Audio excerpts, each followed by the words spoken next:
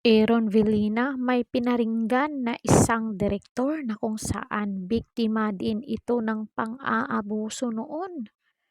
Nauuso na talaga ang pang-aabuso noon pa man at magpahanggang ngayon.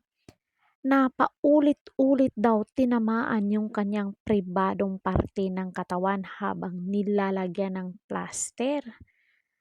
Grabe. Grabe talaga 'no, talamak na talaga ang pang-aabuso, walang katapusan. Kasi noon pa nandiyan na yang pang-aabuso hanggang ngayon, grabe.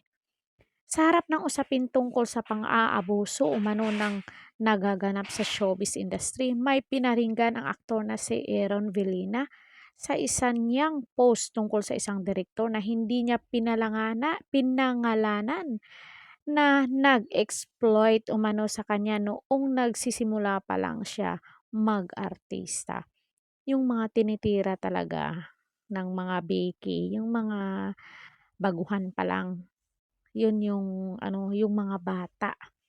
Sa Instagram story ni Aaron, inilahad ng aktor ang nangyari, ang hindi niya makalimutang karanasan nang makasama siya sa isang pelikula na cameo. Uy, sino kayang direktor nito? I-search natin mga marites. Kailangan niyang maglagay ng plaster upang matakpan ang masilang bahagi ng kanyang katawan. May tumulong na sa akin sa production staff pero pumasok ka sa CR at pinaalis mo siya. Ang sabi mo pa, dapat hindi ka magpapalagay sa kanila, ako na dapat maglalagay niyan.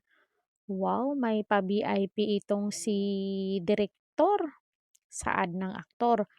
Wala namang problema sa akin pero ilang beses mong tinamaan at idinidikit yung kamay mo sa masilang bahagi ng katawan ko. May pagnanasa na yan.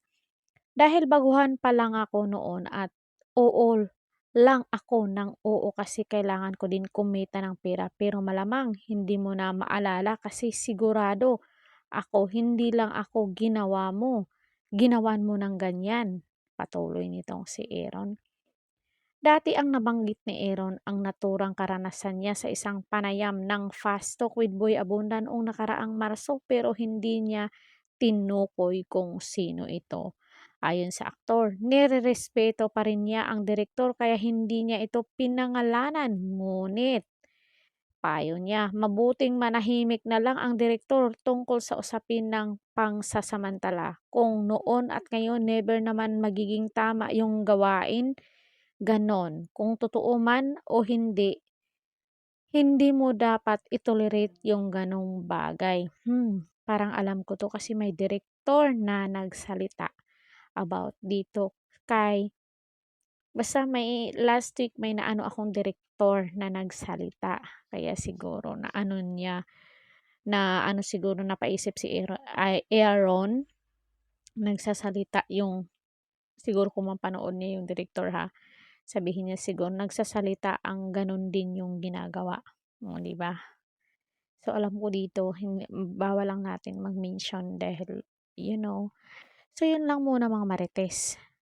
Don't forget to like, share, and subscribe Karidad Official TV para ma-update kayo sa ating mga latest dito sa showbiz. Ring bell all niyo ako. Hanggang sa muli and thank you so much.